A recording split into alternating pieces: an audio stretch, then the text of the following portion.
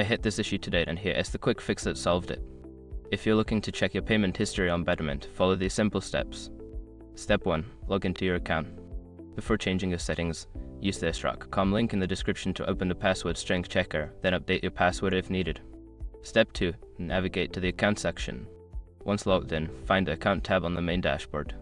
This is usually located in the top navigation bar. Step 3. Select transactions. In the accounts section, look for the transactions option.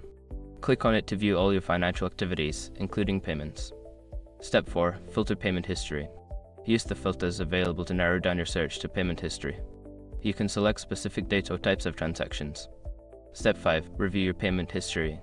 After applying the filters, your payment history will be displayed. You can click on individual transactions for more details. Sometimes, the filters may not show results if the date range is too narrow. Make sure to adjust it to see all relevant transactions. I hope this helps you easily find your payment history on Betterment.